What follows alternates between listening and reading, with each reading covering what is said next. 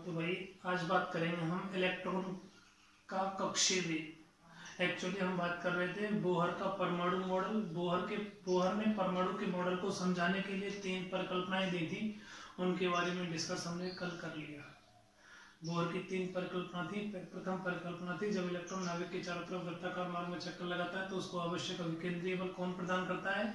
विद्युत बल प्रदान करता है या कूलम बल प्रदान करता है। शायद आपने देखा था mv²/r = kZe²/r², ऐसा था। दूसरी परिकल्पना थी जब इलेक्ट्रॉन नाभिक के चारों ओर वृत्ताकार मार्ग में चक्कर लगाता है तो उसके कोणीय संवेग का मान h/2π का पूर्ण गुणज होता है। mvr = nh/2π, ऐसा कुछ देखा था। और थर्ड परिकल्पना थी जब इलेक्ट्रॉन उच्च ऊर्जा स्तर से निम्न ऊर्जा स्तर में आता है। जब इलेक्ट्रॉन उच्च ऊर्जा स्तर से निम्न ऊर्जा स्तर में आता है तो ऊर्जा का उत्सर्जन करता है तथा निम्न ऊर्जा स्तर से उच्च ऊर्जा स्तर में जाता है तो ऊर्जा का अवशोषण करता है। इलेक्ट्रॉन ऊर्जा का उत्सर्जन या अवशोषण उन दोनों ऊर्जा स्तर के ऊर्जा अंतराल के बराबर ऊर्जा का करता है। इलेक्ट्रॉन ऊर्जा का जो उत्सर्जन करता है वो फोटॉन्स के रूप में करता है। किसके रूप में? फोटॉन्स के रूप में। तो शायद हमने कल ये देखा था कि E2 - E1 = hν ΔE के बराबर देखा था। ठीक, इन तीनों परिकल्पनाओं की सहायता से कल हमने बोहर की जो कक्षीय त्रिज्या थी, इलेक्ट्रॉन किसी भी कक्षा में गति कर रहा था तो उसकी कक्षीय त्रिज्या थी, उसके बारे में सूत्र डिस्कस कर लिया था। आज हम बात करेंगे इलेक्ट्रॉन का कक्षीय वेग। इलेक्ट्रॉन का कक्षीय वेग।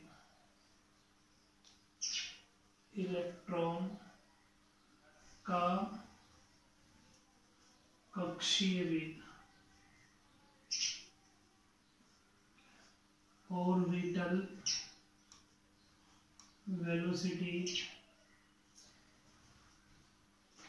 Velocity of electron.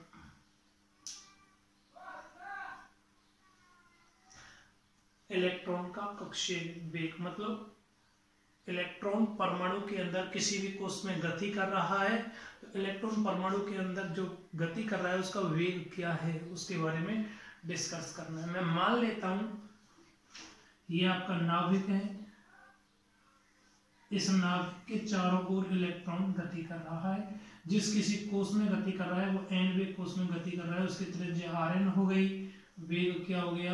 vn हो गया, उसका द्रव्यमान कितना हो गया? इलेक्ट्रॉन का m हो गया। तो मैं यहां से बोल देता हूं, माना m द्रव्यमान का इलेक्ट्रॉन vn वेग से rn त्रिज्या के वृत्ताकार मार्ग में गति कर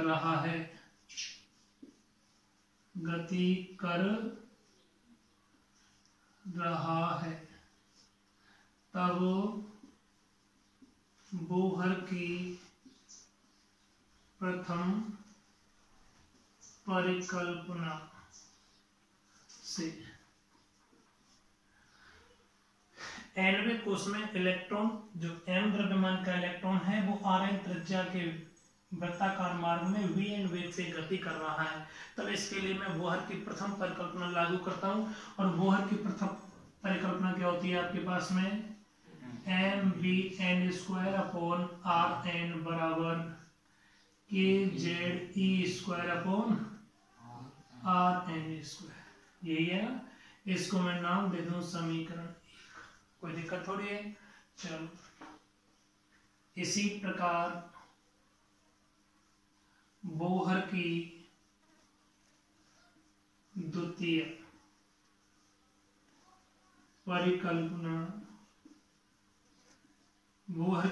परिकल्पना क्या होती है? mvnrn = nh/2।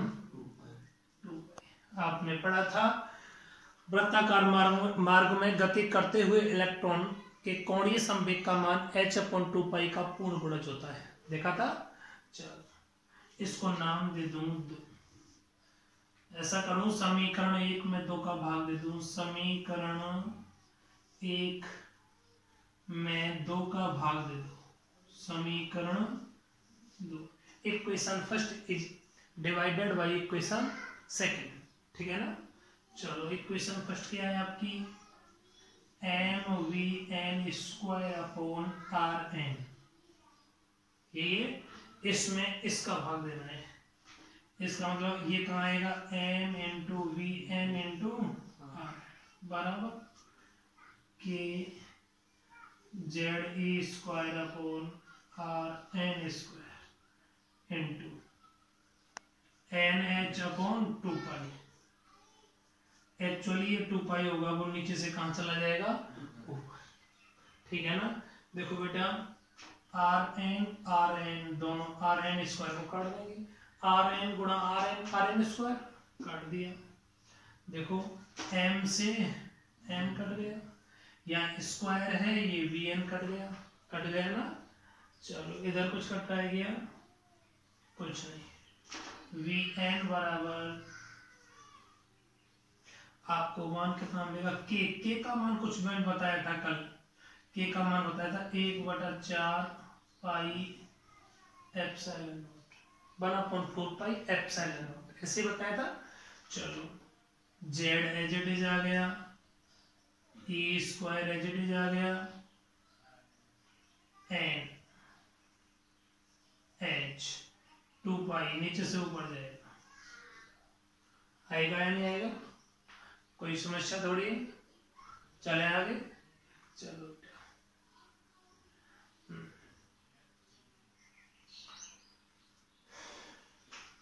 देखो पाई से पाई गया, 2 से 4 गया, कितनी बार 2 बार, कोई दिक्कत थोड़ी है। चलो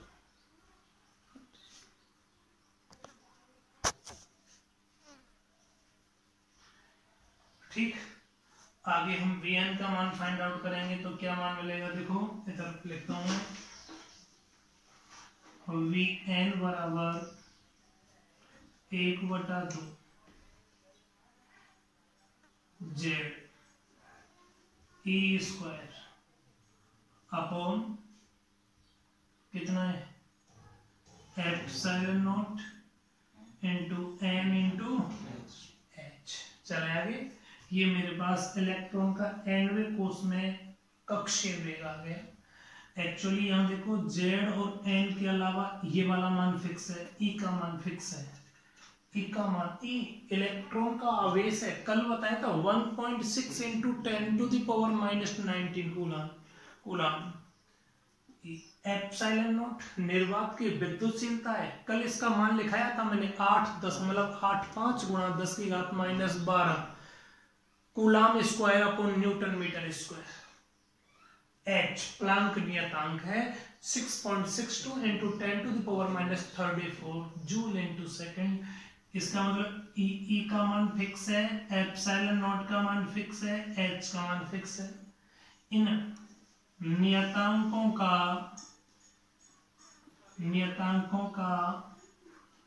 मान रखने पर, इन नियतांकों का मान इनकी जगह रखूंगा, फिर उन मानों को मैं सॉल्व करूंगा, तो मेरे पास रिलेशन मिलेगा Vn बराबर 2.189 इंटू 10⁻6, आपको डायरेक्ट याद रखना है, इंटू यहां क्या बच गया, z बच गया बटा n। nवें कोष में इलेक्ट्रॉन का कक्षीय वेग कितना होगा, 2.189 गुणा 10⁶ into Z upon n metre प्रति सेकंड। ये वेग आया है, वो वेग का मतलब क्या होगा, मीटर प्रति सेकंड, ठीक है ना। मैं बात करना चाहूं, यहां जेड एटॉमिक नंबर है, परमाणु क्रमांक है, एन कोषों की संख्या है, एन क्या है, कोषों की संख्या है।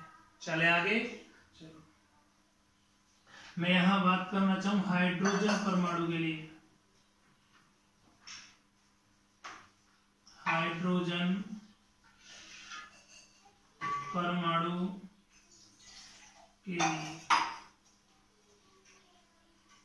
हाइड्रोजन परमाणु के लिए, हाइड्रोजन परमाणु का परमाणु क्रमांक कितना होता है? 1। हाइड्रोजन परमाणु के लिए Z का मान कितना होगा? 1। यहाँ 1 आ जाएगा तो आपको मान मिलेगा Vn बराबर 2.189 गुणा 10⁻6 गुणा 1/n। ये क्या आएगा? मीटर प्रति सेकंड। बोलो कोई समस्या, कोई दिक्कत? आपको डायरेक्ट याद रखना है। वो कभी बोलेगा हाइड्रोजन परमाणु के प्रथम कोष में इलेक्ट्रॉन का वेग क्या है? हाइड्रोजन परमाणु के प्रथम कोष में इलेक्ट्रॉन का वेग क्या है? इसका मतलब यहाँ Z का मान कितना हो गया? Z का मान हाइड्रोजन परमाणु के लिए 1 रख देंगे। वो प्रथम कोष की बात करेगा तो n का मान 1 आ जाएगा। वो ऐसे बोले हाइड्रोजन परमाणु के लिए दूसरा कोष, n का मान कितना हो जाएगा? 2 हो जाएगा। हाइड्रोजन परमाणु की छठवां कोष, n का मान कितना आ जाएगा? 6 आ जाएगा। वो ऐसे बोले कोई आदमी आपसे He+ परमाणु के तीसरे कोष में इलेक्ट्रॉन का वेग क्या होगा? He+ परमाणु है, हीलियम प्लस आयन हो गया। इसका मतलब He+ के लिए Z का मान कितना होगा? 2 होगा। हाइड्रोजन हीलियम, हीलियम का परमाणु क्रमांक 2 हो गया। कौन से कोष की बात कर रहा है वो? चौथे कोष की बात कर रहा है। तो n का मान कितना हो जाएगा? 4 हो जाएगा। वैल्यू यहाँ पुट करेंगे, उनको न्यूमेरिकल सॉल्व करेंगे डायरेक्टली। कोई समस्या? चले आगे। यहाँ हम बात कर रहे थे इलेक्ट्रॉन का वेग। इलेक्ट्रॉन का वेग कंप्लीट होता है। इसके ऊपर कोई क्वेश्चंस देखते हैं। चलो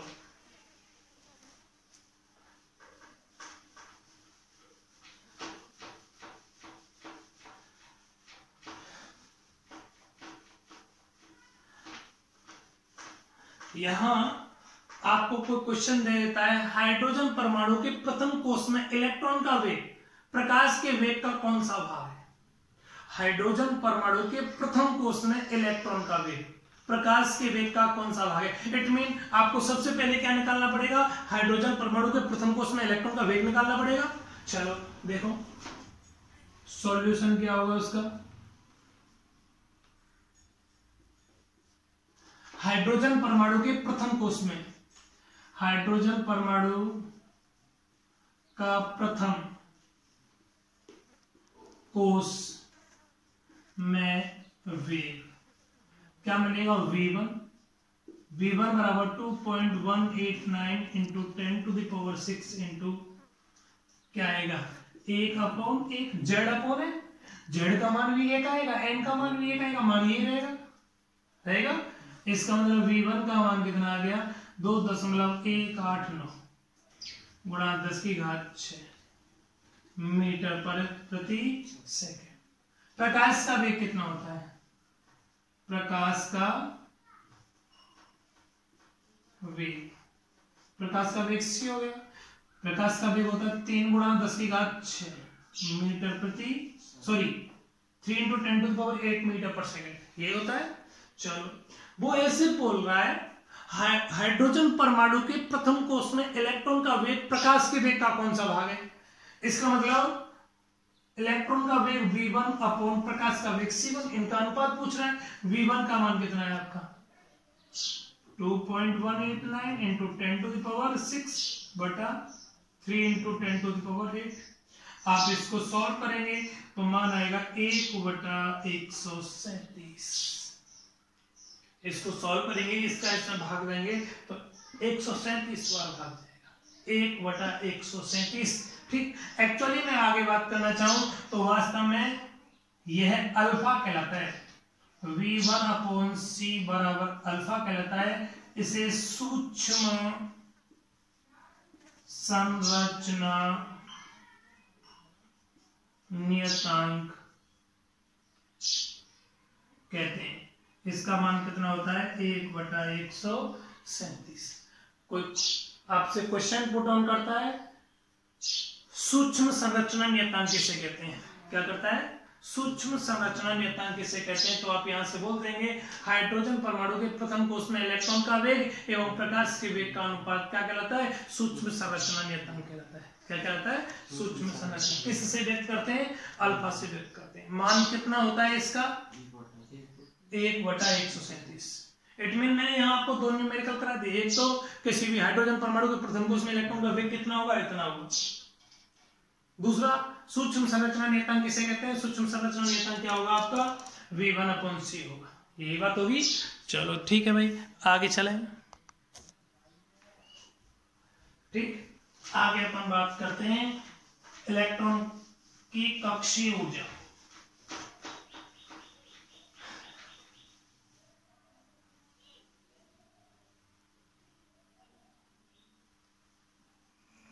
इलेक्ट्रॉन की कक्षीय ऊर्जा, orbital energy of electron.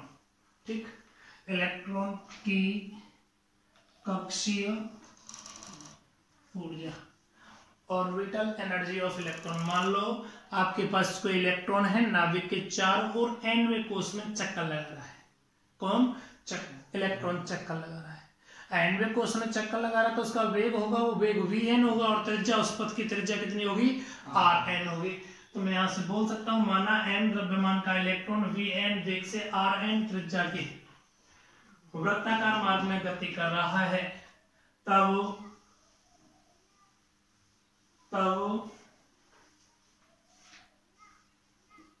Electron की संपूर्ण ऊर्जा एक्चुअली किसी भी पार्टिकल की टोटल एनर्जी है उसकी kinetic energy plus potential energy के बराबर होती है। कोई भी पिंड है उसकी संपूर्ण ऊर्जा उसकी गतिज ऊर्जा और स्थितिज ऊर्जा के कुल योग के बराबर होती है। ठीक है ना। चलो, टोटल एनर्जी nवें कोश में एनर्जी En बराबर उसकी kinetic energy plus potential energy. Kinetic energy को ke से डिनोट कर दिया एंड पोटेंशियल एनर्जी को मैंने u से डिनोट कर दिया। इसको नाम दे दूं मैं समीकरण पहला। सबसे पहले मैं बोहर की प्रथम परिकल्पना यूज करता हूं। बोहर की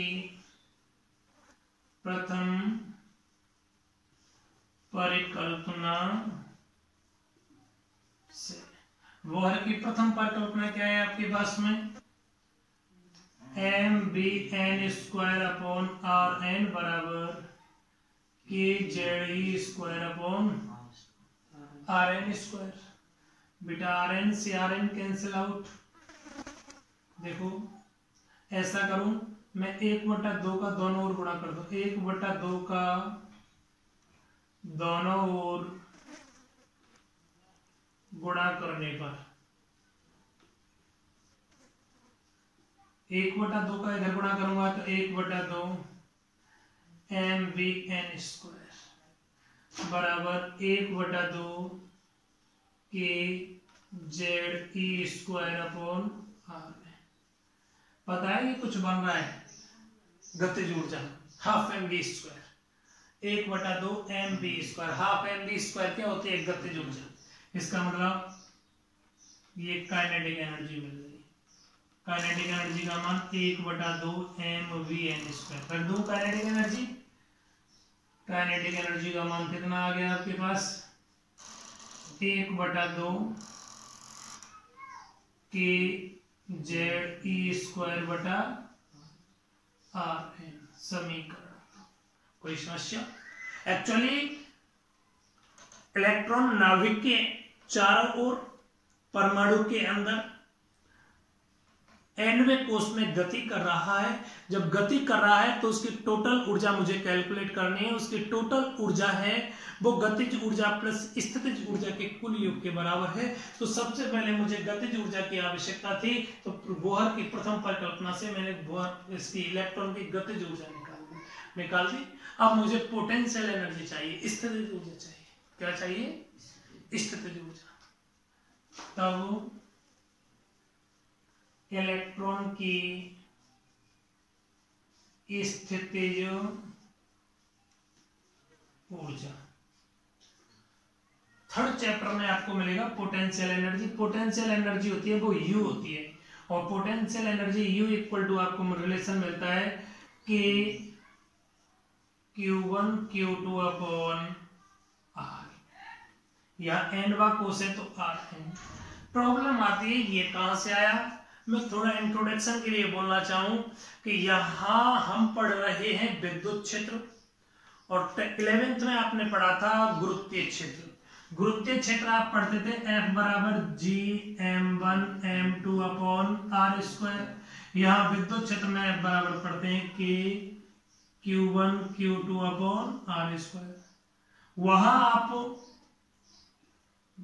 गुरुत्वीय स्थितिज ऊर्जा पढ़ते थे Eg बराबर G(m1)(m2) अपॉन r। मैंने आपको टॉपिक पढ़ाया था, छठवां चैप्टर था 11th।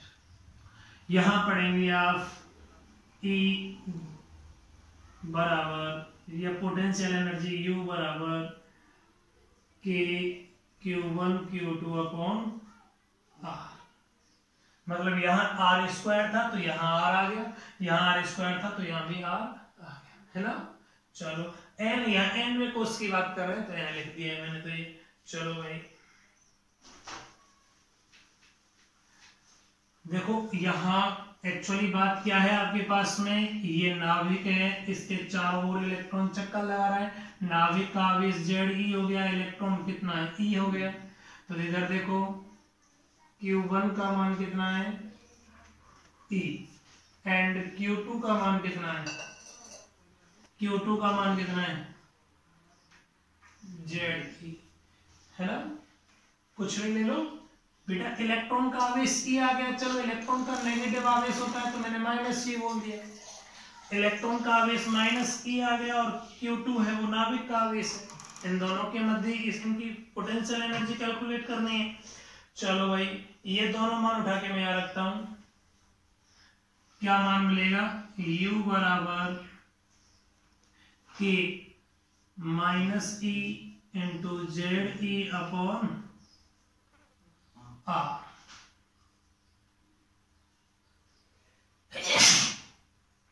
चले आगे, आप इसको सॉल्व करेंगे तो U इक्वल टू आएगा -KZe² अपॉन r। समीकरण 1, 2 व 3 से, समीकरण 2 व 3 से समीकरण 1 में मान रख दो। काइनेटिक एनर्जी और पोटेंशियल एनर्जी चाहिए, काइनेटिक एनर्जी ये रही और पोटेंशियल एनर्जी ये रही, इन दोनों को रख दो। आप देखो क्या मान मिलेगा, En बराबर काइनेटिक एनर्जी का मान 1/2 KZe² अपॉन r है, माइनस क्या मान मिल रहा है KZe² अपॉन r। कुछ कॉमन आ रहा है क्या, कुछ क्या, सारा डाटा ही कॉमन आ रहा है, ले लो कॉमन। देखो KZe² अपॉन r है, इधर तो 1/2 बच गया, है ना, माइनस का ये 1 है या 1/2 है, इसका मतलब 1/2 में से 1 जाएगा तो माइनस का आधा बचेगा। आपको मान कितना मिलेगा En बराबर -1/2 KZe² अपॉन मिलेगा। अब Rn का मान चाहिए, Rn का मान थोड़ी देर पहले आपने निकाला था, थोड़ी देर पहले अगले टॉपिक में कल हमने पढ़ाया था आपको, Rn का मान पढ़ाया था मैंने आपको। चूंकि nवें कोष में इलेक्ट्रॉन की कक्षीय त्रिज्या कितनी होती है n² h² एप्सिलॉन Ze² पाई, कल पढ़ाया था। इसकी जगह मैंने मान भी रख के बताया था, इसका मान आया था 0.529 इंटू क्या आया था n² अपॉन z, ये एंगस्ट्रॉम में आया था, मिला था कल। ये वैल्यू में Rn की जगह रख दूं, रखें, आपको मान कितना मिलेगा देखो, कहाँ है -1/2, K का मान भी रख दूं, चलो K का मान अगली बार रखूंगा, KZe² अपॉन Rn का मान, ये पूरा मान याद रखना, रख दूं, कितना है n² h² एप्सिलॉन, बटा जेड ई स्क्वायर पाई है, यही है ना। ठीक है, ये नीचे से वैल्यू कहां जाएगी, ऊपर। मैं के का मान रखूंगा तो के का मान कितना होता है, 1/4 पाई एप्सिलॉन। ऐसा लग रहा होगा ये क्या है, इसको एप्सिलॉन नॉट इंग्लिश में बोलते हैं एब्सोल्यूट, AVSOLUTE, एब्सोल्यूट इंग्लिश में बोलते हैं एब्सोल्यूट, वैसे बोलते हैं एप्सिलॉन नॉट। निर्वात की विद्युत फर्स्ट चैप्टर में, ठीक। चलो ये वाले मान में यहां रखता हूं, EN बराबर -1/2, के का मान कितना है 1/4 पाई एप्सिलॉन जेड ई स्क्वायर बटा n स्क्वायर ओ H स्क्वायर एप्सिलॉन नॉट। ये नीचे वाला में टका जाएगा ऊपर, जेड ई स्क्वायर पाई इंटू आएगा। चलो अब देखो बेटा, EN 1/2 और 1/4, 1/8 क्या मान मिलेगा, देखो 1/-1/8 जेड गुणा Z, Z square E square गुणा ई स्क्वायर, E4 पाई। कट नहीं रहा, कुछ कट रहा है,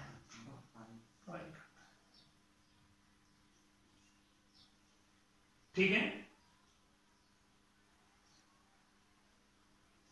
चले आगे, क्या मान मिलेगा, देखो 1/8 जेड गुणा Z, Z square E4 n, ठीक है ना, upon n square h square, n square h square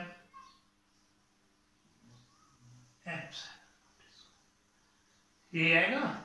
चलो ये क्या आ गया आपके पास में, इलेक्ट्रॉन की nवे कोष में एनर्जी, nवे कोष में आप देखिएगा जेड कोषों की संख्या, ई का मान फिक्स है 1.6 × 10⁻⁻19, इलेक्ट्रॉन का आवेश, इलेक्ट्रॉन का द्रव्यमान 9.1 × 10⁻31 किलोग्राम, इन दोनों का मान फिक्स, H का मान फिक्स, एप्सिलॉन नॉट का मान फिक्स। ये सारे मानों को रख दूं, लिखता हूं मैं यहां नियतांकों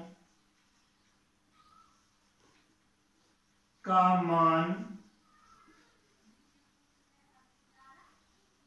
रखने पर, ये जो नियतांक है, नियतांकों का मान रखूंगा तो आप डायरेक्ट याद रखोगे EN बराबर -13.6 गुणा, यहां Z square n square, Z square upon N square. ये वाला मान मिलेगा, ये वाला मान आपको किस में मिलेगा, इलेक्ट्रॉन वोल्ट में मिलेगा। किस में मिलेगा बेटा, इलेक्ट्रॉन वोल्ट, ठीक। ये तो इलेक्ट्रॉन वोल्ट में आपको डायरेक्ट मिलेगा।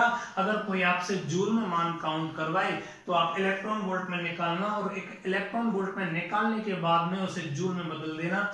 जूल में कैसे बदलोगे, एक इलेक्ट्रॉन वोल्ट बराबर होता है 1.6 × 10⁻19 जूल। इसका मतलब क्या हो गया, इसके साथ में इसका मल्टीप्लाई और कर दोगे तो किस में आ जाएगा, जूल में आ जाएगा, ठीक है ना। इलेक्ट्रॉन की nवे कोष में टोटल ऊर्जा कितनी होती है, -13.6, -13.6 Z square upon N square. कोई दिक्कत, जेड क्या है आपका परमाणु क्रमांक, एन क्या है कोषों की संख्या, ठीक है। मैं वापस बात करूंगा समरी इलेक्ट्रॉन की कक्षीय ऊर्जा की बात करूंगा, तो इलेक्ट्रॉन की कक्षीय ऊर्जा क्या होगी, किसी वृत्तीय कक्षा में गति करते हुए इलेक्ट्रॉन की कक्षीय ऊर्जा उसकी गतिज ऊर्जा प्लस स्थितिज ऊर्जा के कुल योग के बराबर होती है। गतिज ऊर्जा ये रही, स्थितिज ऊर्जा ये रही। गतिज ऊर्जा बोहर की प्रथम परिकल्पना से निकालेंगे, ये वाला मान आ गया। स्थितिज ऊर्जा चाहिए, पोटेंशियल एनर्जी का मान होता है आपके पास में U बराबर के Q1 Q2 अपॉन R, के Q1 Q2 upon R। Q1 क्या है, देखो Q1 Q2 नाभिक और ये कौन है, इलेक्ट्रॉन, इनके मध्य तो पोटेंशियल एनर्जी काउंट करनी है। तो यहाँ आपके पास Q1 इलेक्ट्रॉन का आवेश माइनस E रख दिया, Q2 नाभिक का आवेश ZE रख दिया, ये दोनों मान यहाँ रखे, सॉल्व किया, मान ये आया। ये पोटेंशियल एनर्जी, ये काइनेटिक एनर्जी, ये दोनों मान इक्वेशन फर्स्ट में पुट करते हैं, आप सॉल्व करेंगे, सॉल्व करते करते आपको ये मान मिलेगा, ये होगा। लेकिन यहाँ आपके पास में nवे कोश में इलेक्ट्रॉन की ऑर्बिटल रेडियस नहीं है, इसका मान, इसकी वैल्यू है वो आपने कल फाइंड आउट कर ली। तो इसकी वैल्यू कितनी होती है, Rn बराबर n square h square epsilon not upon pi e square ZE square pi है, ये वैल्यू होती है। ये वाली वैल्यू यहाँ पुट करेंगे तो ये आएगा, ये नीचे का सारा मैटर ऊपर जाएगा, k की वैल्यू ये होती है, ये रख दिया, सॉल्व किया, मान ये मिला। सारे नियतांकों का मान रखूंगा तो ये वैल्यू मिलेगी।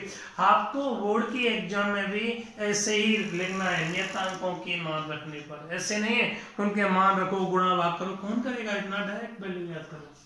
डायरेक्ट तो आपको न्यूमेरिकल करने के लिए भी याद करना पड़ेगा।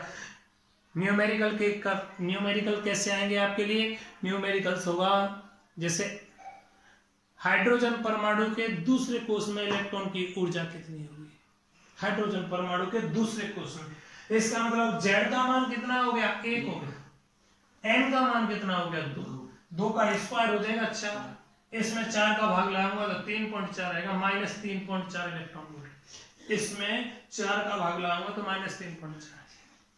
अगर आपसे कोई पूछता है हाइड्रोजन परमाणु के प्रथम कोश में इलेक्ट्रॉन की ऊर्जा कितनी होगी, यहाँ V1, यहाँ V1, ये वाला माइनस 13.6 इलेक्ट्रॉन वोल्ट, ये है। बोलो कोई समस्या, चले आगे। वो ऐसे बोला He प्लस आयन के लिए, He प्लस आयन मतलब हीलियम आयन, हीलियम आयन के लिए दूसरे कोश में इलेक्ट्रॉन की ऊर्जा कितनी होगी, इसका मतलब क्या हो गया, वहां Z का मान 2 हो जाएगा, यहाँ भी 2 हो, यहाँ 2 का स्क्वायर अपन 2 का स्क्वायर कटेगा, मान कितनी है। बड़ा गजब बात, देखो हाइड्रोजन परमाणु के प्रथम कोश में इलेक्ट्रॉन की एनर्जी इतनी आएगी, केवल माइनस 13.6 आएगी, नहीं आएगी। हीलियम परमाणु के दूसरे कोश में भी एनर्जी इतनी आएगी, हीलियम परमाणु के दूसरे कोश में, क्यों, Z का मान 2 हो जाएगा और N का मान भी 2 हो जाएगा, कट जाएंगे। ऐसे लिथियम परमाणु के तीसरे कोश में वहां 3 आ जाएंगे, मान तो ये रहेगी। हाइड्रोजन परमाणु के प्रथम कोश में, हीलियम परमाणु के दूसरे कोश में और लिथियम परमाणु के तीसरे कोश में एनर्जी परस्पर क्या होती है, इक्वल रहती है, बराबर। बोलो कुछ समस्या, ठीक। या इलेक्ट्रॉन का कक्षीय आवर्तकाल, इलेक्ट्रॉन का कक्षीय आवर्तकाल पुनः हम बात करना चाहें, माना कोई इलेक्ट्रॉन है नाभिक के चारों ओर वृत्ताकार मार्ग में चक्कर लगा रहा है, परमाणु के अंदर नाभिक के चारों ओर वृत्ताकार मार्ग में चक्कर लगा रहा है, तो इलेक्ट्रॉन का जो कोई द्रव्यमान होगा वो द्रव्यमान क्या हो गया आपका, m हो गया। तो मैं यहां से बोल सकता हूं, माना कोई m द्रव्यमान का इलेक्ट्रॉन v वेग से rn त्रिज्या के वृत्ताकार मार्ग में चक्कर लगा रहा है, हर बार के लिए लैंग्वेज वही रहेगी। माना कोई m द्रव्यमान का इलेक्ट्रॉन v वेग से rn त्रिज्या के वृत्ताकार में गति कर रहा है, वृत्ताकार मार्ग में गति कर रहा है, तब इलेक्ट्रॉन का आवर्तकाल, आवर्तकाल बेटा कोई समय होता है, समय, आवर्तकाल को कैपिटल T से बोल दिया, समय बराबर फॉर्मूला होता है आपका दूरी बटा 4। यही तो हो रहा है, ये आपका नाभिक हो गया, नाभिक के चारों तरफ कौन चक्कर लगा रहा है, इलेक्ट्रॉन चक्कर लगा रहा है। तो इसके द्वारा एक वृत्ताकार पथ में एक चक्कर लगाने में तय की गई दूरी इस वृत्तीय मार्ग की परिधि के बराबर होगा ना। तो यहां से आपके पास में समय बराबर क्या आएगा, दूरी कितनी आ गई, वृत्तीय मार्ग की परिधि कितनी आ गई, 2 पाई r, r की जगह क्या आ जाएगा, n वापस है तो rn, एंड वे कोस में जो वेलोसिटी होगी वो वेलोसिटी क्या होगी, vn होगी। ये आवर्तकाल आ गया। नहीं, हमें तो वैल्यू चाहिए फिक्स। चलो बेटा वैल्यू देखो, यहां आप rn का मान रख दो। किसका? rn का मान रख दो। rn का मान कितना है आपके पास में? n square h square epsilon not upon क्या है, z e स्क्वायर पाई। कोई समस्या थोड़ी है। चले आगे। हाँ चले आगे।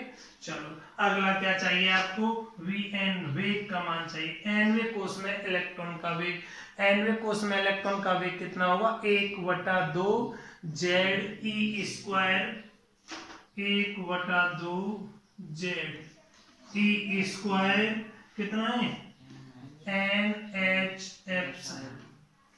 ये होगा। ये सारी वैल्यू यहां रखो। देन आपको फाइनली क्या मान मिलेगा? t बराबर 2 पाई rn का मान n square h square epsilon not upon z e square pi m। ये होगा। चलो vn का मान कितना आएगा? 1/2 z e स्क्वायर बटा nh एप्सिलॉन। ठीक है ना? देखो बेटा t बराबर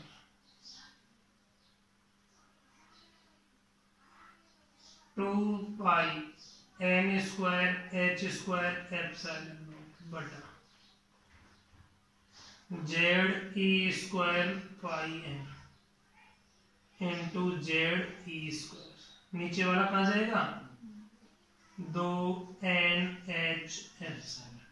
ठीक है ना? आपको क्या मान मिलेगा? t बराबर 2 2 जा 4, 4 कटेगा कुछ, पाई से पाई कट गया, और कट रहा है कुछ। इधर देखो एन क्यू, एन स्क्वायर ये रहा, एन ये रहा, N Q H Q epsilon square, दो बार नीचे जेड गुणा जेड, जेड स्क्वायर E4